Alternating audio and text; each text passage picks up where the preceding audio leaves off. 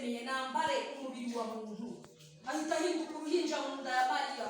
Haleluya. Amen. Aramanuka aza gucungura twebwe. Ntabwo yaje kugira ngo abantu bose bamukunde bamuhe icyo cyubahiro. Ntabwo yaje ngo abantu bose amupfukamire. Ntabwo yaje ntabwo aricyo cyamugenzaga.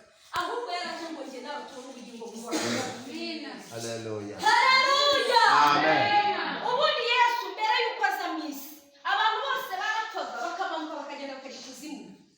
Wibuka ko nisomye biriya muri biriya bitabo by'isezerano rya kera usanga abasaza babo Yakobo niyo washaje niyo yavuze ngo nintabona Yosefu yari yaravuze ngo nzarira njye kuzimu ngo nifite umubabaro. Bose bajyaga ikuzimu, bose bajyaga ikuzimu, ariko Yesu amaze kumanuka ageze ikuzimu.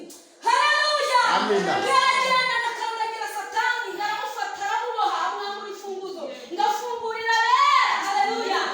Amen. Barabohoka barazamuka. Niho byarera itandukaniro. Imana ishimwe. Amen. Imana ihimbazwe. Amen. Urupfu rwa Yesu rwagiye ruturakora ku bintu byinshi. Rwagiye hari aho rwagiye rutukura, hari aho rwadushize ku bintu byinshi cyane. Haleluya. Mbere y'uko Yesu Kristo aza nta muntu nk'uyu uretse umutambyi wabaga yaratoranyijwe n'Imana, kandi nawe ngo bamuzirikaga umugozi ku kirenge yinjiye ahera ajyana ituro rya buri muntu, agiye gutambira umuntu, agiye kwingingira umuntu Imana, ngo bakamuzirika akagozi ku kirenge kuko nta wundi muntu wari wemerewe kujyayo. Akadahari birashoboka ko yaza kugwayo, kandi twabibwirwa n'icyo kuko natwe tutemerewe kujyayo. Bigiye tekinike baraho tuzatumuzirika umugozi awinjiraneyo agenda atambe, babona atangiye gutinda bakawukurura, bakurura yaba akiri muzima akagira gutya bagahita bumva ko akiri muzima. Yaba yapfuye bakurura bakumva reka da bagashyiramo imbaraga bagasohora. Haleluya. Amen. Ariko Yesu yatubohoye ngo yiri umwanzi, yadukuye ku gitugu kimeze gityo. Amen. Haleluya. Amen. Reka tumuhe icyubahiro niba muzubaye. Amaraso ya Yesu Amen. yagize umumaro. Haleluya. Amen. Yatubohoye ngo yiri igitugu. Amaraso ya Yesu yadukuye mu bukorani bw'umwanzi, tumuhaye icyubahiro. Icyubahiro ni icy'Umwami Yesu Kristo.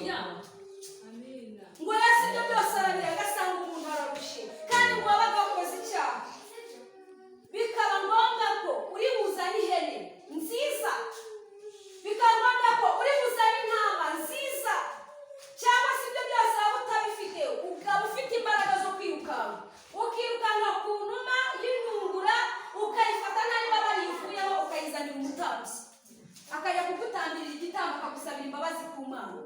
Haleluya. Amen. Ese ibyo byose twari kuba tukibibona. Uraba utagira n'inkoko nkanjye, nta n'inkoko ngira iwanjye, n'amakosa yanjye ukangana urumva Yesu ataragize neza. Haleluya. Amen. Aya ni amaraso ya Kristo. Amen. Intama zarashize n'abazitunze ntazo bakigira, amahene yarashize n'abari bayafite barayamaze.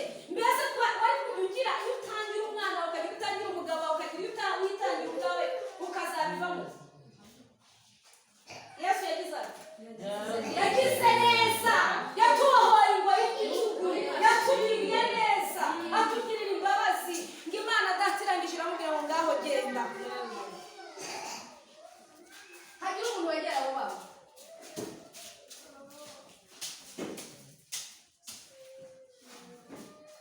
Haleluya. Mwe kurangara umubyeyi wese yicarane n'umwana we. Haleluya. Amen.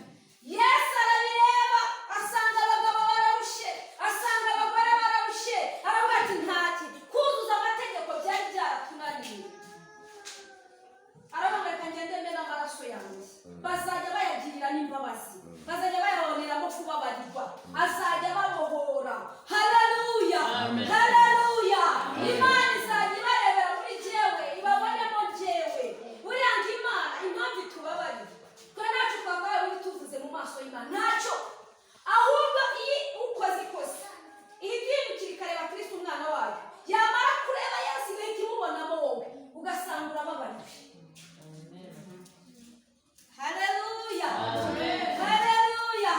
Uyu muririmbyi rero nibyo yari arimo araririmba, gusa yaje kuririmba ngo kandi ngo wagambaniye Yesu Kristo yari uwo mu bigishwa be, gusa ngo yikururisha no byatumye yimanika ku giti. Imana ishimwe.